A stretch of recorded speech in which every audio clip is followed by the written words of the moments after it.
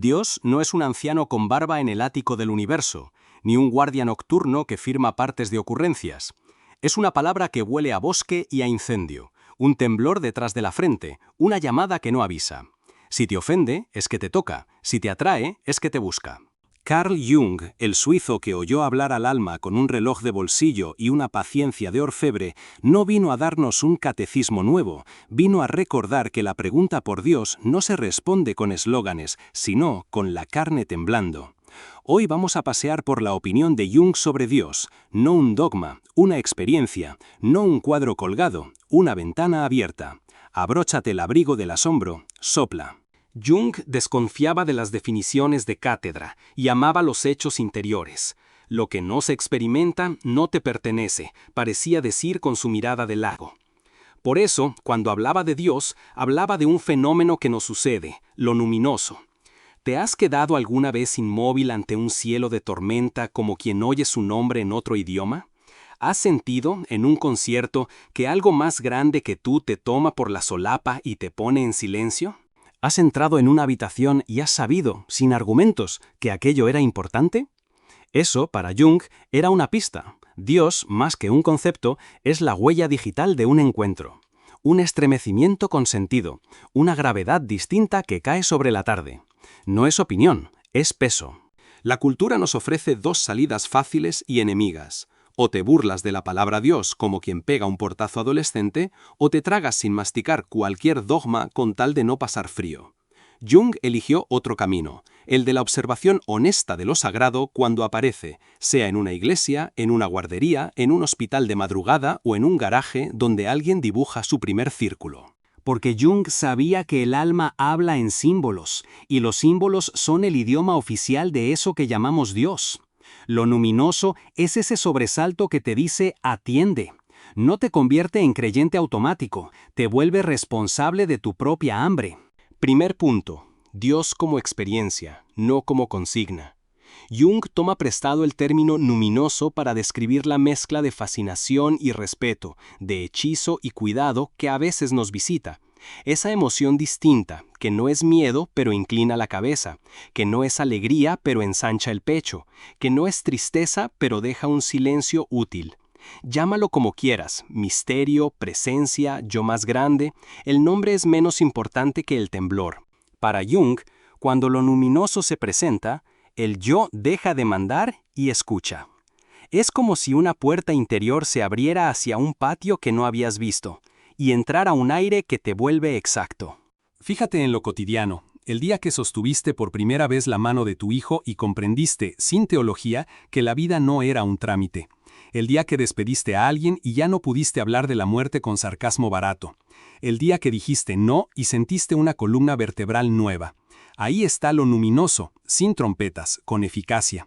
Jung no te pide que te vuelvas devoto de estampita, te pide que no desprecies lo real cuando sucede dentro. Dios, para él, es el nombre práctico del acontecimiento que te cambia el eje, que te sacude el polvo y te deja con una pregunta más honda que tú. No hay examen, hay constancia de un hecho interior. Segundo punto, Dios como arquetipo del sí mismo, el sol de la psique. Aquí la cosa se pone fina, y no por pedantería, sino por precisión. Jung distingue entre el yo, esa oficinita que administra el día, y el sí mismo, esa catedral que nos contiene y nos orienta. Cuando Jung habla de Dios, no lo reduce a una idea que el yo maneja. Le interesa la imagen de Dios como símbolo del centro que organiza la vida psíquica. Esa imagen, la imago Dei, aparece en sueños, visiones, obras de arte, intuiciones y se condensa en figuras circulares, cruces, árboles, fuentes, luz que no ciega. No es capricho de museo, es brújula.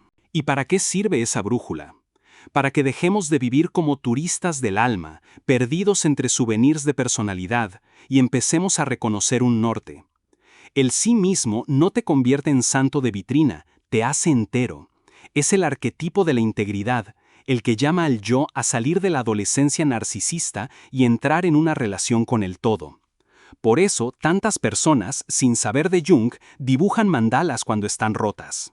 Por eso te fascina una ventana circular, un rosetón, un disco solar, un anillo que prometes.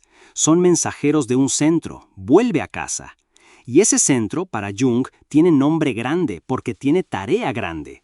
Unir lo que estaba peleado, reconciliar tus partes, hacer que la máscara y la sombra, lo masculino y lo femenino, el querer y el deber, se sienten a la misma mesa. Dios, como arquetipo, no es una estatua en la plaza, es el plano maestro de tu construcción interior. En la práctica, este Dios arquetipo se nota en decisiones concretas. Te llega un sueño insistente, con una luz que atraviesa una grieta. Te llega una coincidencia con sentido. Siempre que dudas, aparece el mismo símbolo, un pájaro, una escalera, un río. Te llega una paz rara cuando eliges lo difícil pero verdadero. El yo no sabe explicar, el sí mismo sabe reconocer. Y cuando esa voz honda dice, por aquí, el mundo puede gritar lo contrario, y tú, aun con miedo, caminas. Eso, en la gramática de Jung, es trato con Dios. Si te está gustando, por favor dale un like y comparte para que sigamos trayendo más contenido como este. Es un gesto pequeño que nos ayuda a seguir abriendo estas ventanas. Tercer punto, la sombra de Dios, o por qué el mal no se barre bajo la alfombra. Jung no soportaba los discursos de cristal que niegan lo oscuro. Sabía, por oficio, que cuando negamos la sombra, ella gobierna la casa. Y se atrevió a mirar ese abismo también en la imagen de Dios, no para blasfemar, sino para sanar. Si en la vida humana hay dolor, injusticia, violencia, y si la experiencia de lo sagrado quiere ser completa, entonces hay que incluir ese dato sin anestesia. Jung lo trabajó con valentía. Un Dios sin sombra es idea plana, propaganda. Un Dios con sombra es misterio que obliga a crecer. Tradúcelo al barrio. Cuando tu religión, sea la que sea, incluso la religión del dinero, del éxito o del yo, te prohíbe pensar, dudar, llorar, enojarte, entonces te propone un Dios amputado. Cuando te exige perfección sin carne, te vende un ángel de yeso y tú te vuelves hipócrita o peor, fanático. Jung propone otra cosa, reconocer que lo sagrado también se despliega en la lucha con lo oscuro. ¿Qué significa? Que Dios no nos ahorra el conflicto, nos convoca a integrarlo. Que el problema del mal no se resuelve con eslóganes, se atraviesa con conciencia, responsabilidad y un coraje que no posa para la foto. Mírate en el espejo. Cuando niegas tu agresividad, se te cuelen sarcasmos que matan. Cuando niegas tu envidia, sabotearás al amigo. Cuando niegas tu miedo, te volverás tirano. Ahora imagina eso a escala colectiva. Cuando una comunidad niega su sombra, la proyecta en un enemigo y llama sagrado a perseguirlo. Jung levanta la mano y dice, cuidado, Dios no legitima tu odio, te obliga a ver de dónde viene. El verdadero trato con lo divino, para Jung, no te vuelve puro, te vuelve honesto. Y la honestidad, en mundo de máscaras, es ya un sacramento. Cuarto punto, la vida como acto religioso sin campanario, o la individuación como liturgia. Jung hablaba de individuación para nombrar el proceso de volverse uno mismo, con todas las letras. Ese proceso, que dura lo que dura la biografía, tiene sabor religioso, aunque no pise templo. Es una relación sostenida con el misterio, con los símbolos, con el sueño, con la ética de mirar hacia adentro y no traicionarse. Aquí Dios no es un inspector, es un bisonte, no te vigila, te convoca. No te pone nota, te pregunta si ya te has sentado contigo. Paramos en lo práctico. ¿Cómo se vive este Dios junguiano un lunes cualquiera? Con sacramentos discretos. El diario de sueños, por ejemplo, como evangelio íntimo, ahí la psique comenta tu día con parábolas. Un símbolo elegido para la semana, una piedra, una palabra, una melodía, como rosario laico con el que tocar el centro cuando el ruido aprieta. Un rato de silencio cada jornada como plegaria sin rito, sentarse, cerrar los ojos y preguntarle a ese centro, ¿qué quieres de mí hoy? La palabra quieres aquí no es mandato, es llamada. Lo sabrás porque no humilla y sin embargo te exige. Y otra práctica, la gratitud sobria, sin purpurina, que te devuelve al aquí. Dar gracias es reconocer ante algo mayor que no estás solo en el timón. Hay además una cortesía con la realidad que Jung invita a cultivar, la atención. El mundo, cuando atiendes, parece responder con guiños, lo que él llamó sincronicidad. No hace falta convertirse en supersticioso, basta con ser lector de signos. Cuando algo se repite, una imagen, un encuentro, una frase, pregúntate qué te está diciendo tu vida. Este es el tono de Dios en Jung, menos truenos, más susurros que regresan. El que no atiende lo llama casualidad y sigue. El que atiende lo llama conversación y se ordena. No hace falta creer o dejar de creer para empezar a escuchar. Ahora, un contrapunto necesario. Jung no confunde a Dios con el inconsciente, no reduce lo sagrado a un truco de la mente, tampoco lo convierte en un objeto fuera, al margen de toda psicología. Vive en el filo, reconoce en la psique la puerta del misterio y, a la vez, señala más allá. Dios, en su gramática, es aquello que se atestigua en la experiencia de totalidad, lo que sentimos cuando la vida se organiza en un sentido mayor que el cálculo. A algunos los conducirá a una tradición religiosa concreta, a otros a una ética radical de fidelidad a lo real, a muchos a un trabajo continuado de reconciliación consigo mismos. Todas esas rutas, si están vivas, son rutas de Dios en clave jungiana. Quizá te estés preguntando, ¿y qué pasa con la fe? Jung no te pide una fe ciega, te pide una fe responsable. Fe no como creencia sin examen, sino como confianza operativa en aquello que tu experiencia ha verificado. Fe en que tu centro no te engaña cuando habla bajo.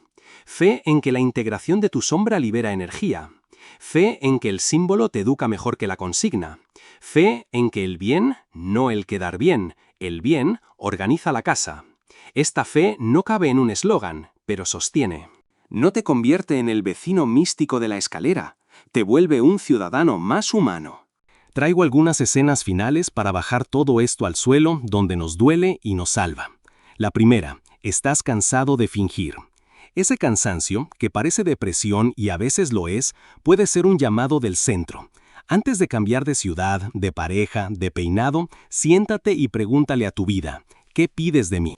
No esperes voz de trueno, espera una palabra pequeña que insiste. Ordena tu cuarto, devuelve esa llamada, pide perdón donde duele, deja de salvar a quien no te pidió salvación. Un pequeño acto en la dirección del centro equivale para Jung a una plegaria que el mundo entiende. La segunda escena, te enfurece la injusticia. Bien, esa fiebre es sagrada si no la conviertes en excusa para odiar. Investiga tu sombra, limpia tu arma, organiza tu compasión, hazte cargo de tu metro cuadrado. La tercera, te enamoras como si un dios griego te atravesara con una flecha. Bien también, observa qué proyectas, qué esperas que el otro sea para no habitar tú tu propia casa. Recoge la proyección como quien recoge la colada cuando llueve. Amar, desde Jung, es acto teologal, reconoce al otro como misterio, no como muleta. Y la última, fracasas. Si fracasas de cara al centro, ese fracaso es Pascua. Si triunfas traicionándote, ese triunfo es de hojalata. No hemos venido a discutir teologías, hemos venido a rozar un temblor. Jung, con su voz de médico viejo, repetiría, lo real es lo que transforma. Si lo que llamas Dios te encoge, no es Dios, es miedo con peluca. Si lo que llamas Dios te infla, tampoco, es vanidad con incienso. Dios, en el taller de Jung, te hace más verdadero, que suele ser más humilde, más responsable, más libre. Te devuelve al mundo con la frente alta y las manos sucias de haber trabajado por dentro. No te quita el peso, te presta hombro. Quisiera cerrar con una frase que puedas anotar en la servilleta de un bar y guardarla en la cartera. No te pido que creas, te pido que atiendas. Atiende al temblor que te llama por tu nombre. Atiende a los símbolos que regresan. Atiende a tu sombra cuando protesta. Atiende a tu centro cuando susurra. Si Dios, para Jung, tiene domicilio, no es un cielo inalcanzable ni una doctrina blindada. Es esa habitación interior donde tú, por fin, te escuchas con seriedad y actúas en consecuencia. Dios es el nombre clásico de esa seriedad amorosa. Si algo de esto te resonó, te dejo un pequeño rito para la semana. Cada noche escribe 3 líneas. Primera, una gracia recibida, aunque sea la luz que entró por la persiana. Segunda, una sombra observada sin fingir. Tercera, una decisión pequeña para honrar tu centro mañana. Ese tríptico, gracia, sombra, decisión, es misa laica de alto voltaje. En pocos días notarás que tu vida tiene menos ruido y más música. Y cuando llegue la pregunta grande, ¿dónde está Dios?, no responderás con un mapa, sino con una casa encendida. Dios no es un dato, es una relación. Se te puede morir una idea de Dios y que nazca una experiencia. Se te puede caer un templo y que te nazca un silencio. No te asustes si te cambia el diccionario. El alma es políglota y tiene buena memoria. Jung no vino a anular tus creencias, vino a devolverles sangre. Si Dios es vivo, que se note, en tu paz con filo, en tu compasión con límites, en tus síes que no se venden, en tus noes que no se justifican, en tus ojos que miran con una ternura sin sentimentalismo.